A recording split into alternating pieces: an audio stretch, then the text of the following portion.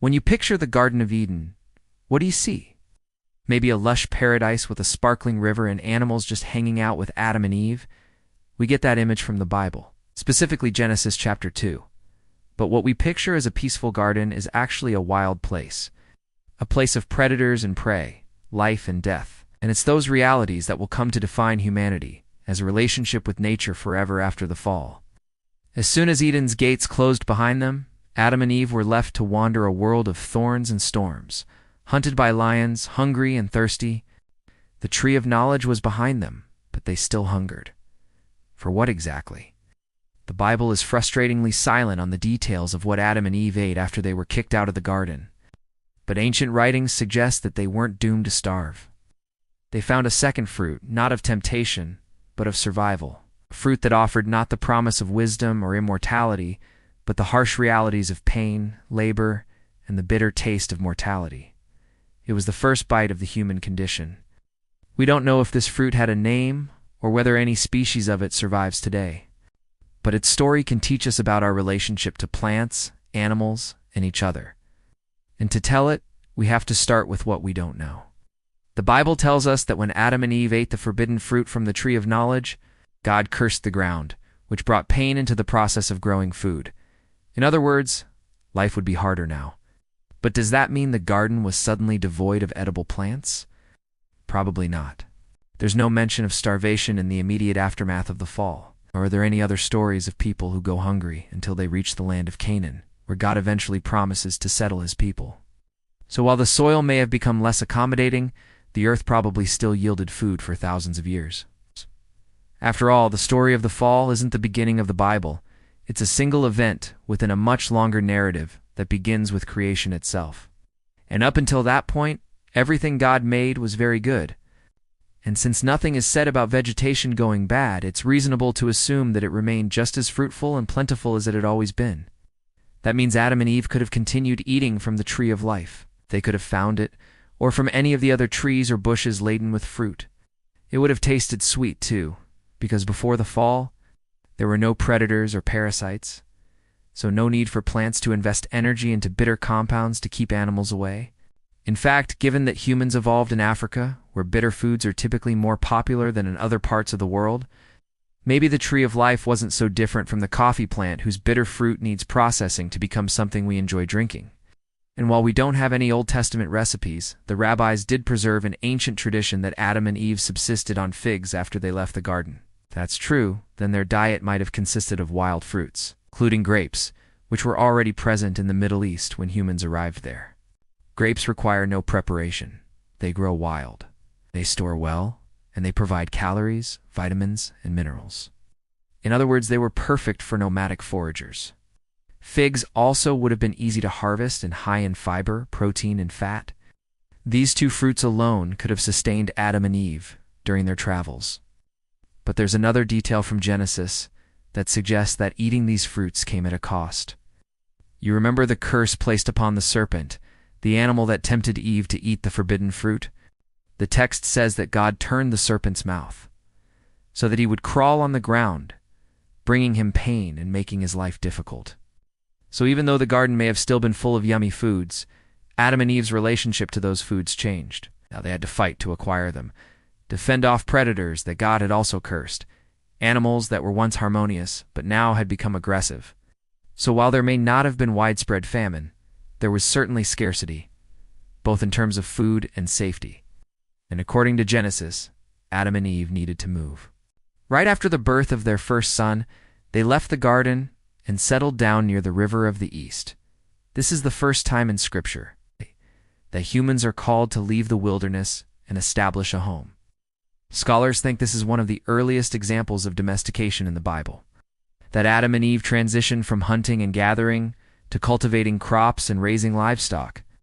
And with that shift comes the ability to feed not only themselves, but their children and future generations. Because here's the thing, Adam and Eve couldn't have lived solely on wild fruit. To raise their kids, they would have had to hunt animals and eventually learn to kill them. And while that seems violent to us, it's worth remembering that animals had been competing with each other for food long before humans arrived on the scene. Humans simply learned to compete as well.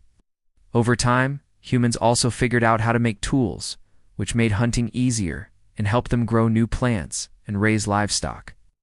With every new innovation, people were better able to provide for their families, and that knowledge became part of human culture, handed down from parents to children, generation to generation.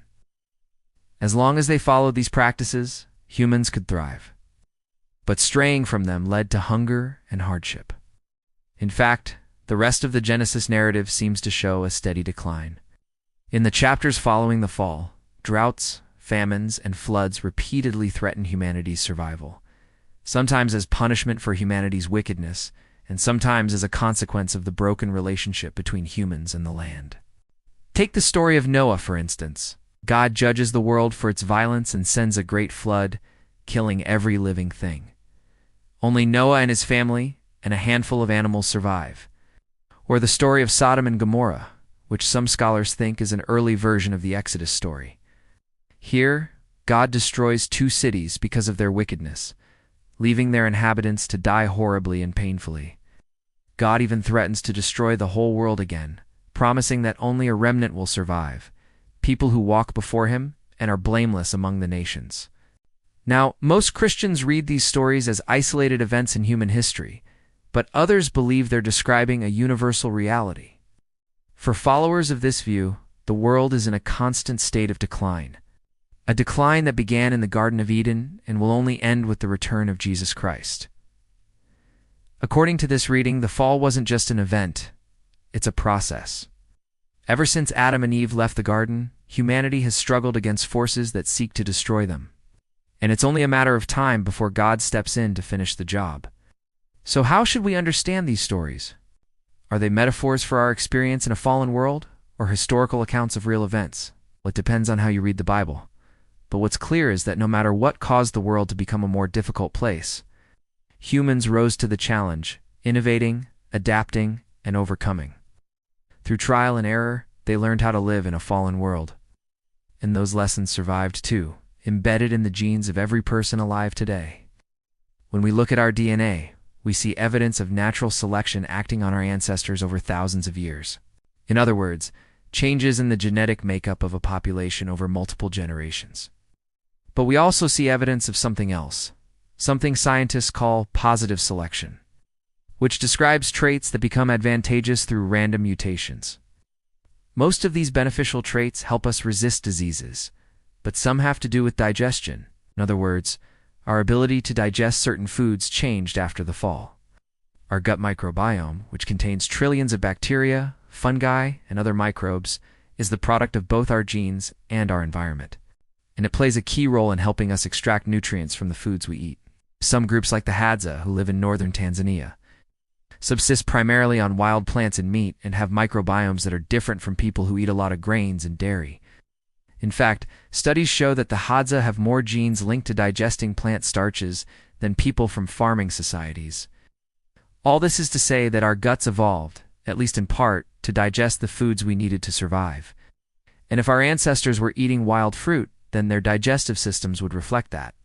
While we do, and have evidence to say that Adam and Eve experienced a change in their gut bacteria, we do know that the bacteria in our guts passed down from our ancestors has helped us survive whatever challenges they faced, and that's incredible. The bottom line is that the Bible doesn't say that Adam and Eve starved after they were kicked out of the garden, but it does say that their lives would be difficult. They would have to work harder for food, and there would be times when food would be scarce. And to survive, they would have to contend with predators and parasites, perhaps by fighting them off or by learning to cultivate crops and raise livestock. Whatever they did, they could not rely on the same system that got them kicked out of the garden in the first place. They had to find a new way to relate to the earth. And what we know about human culture and evolution tells us that they not only found that way, they passed it down to us. Okay, so what do you think? Did Adam and Eve eat fruit after the fall? What kind of fruit? Let me know in the comments below. And if you liked this video, please subscribe so you never miss an episode.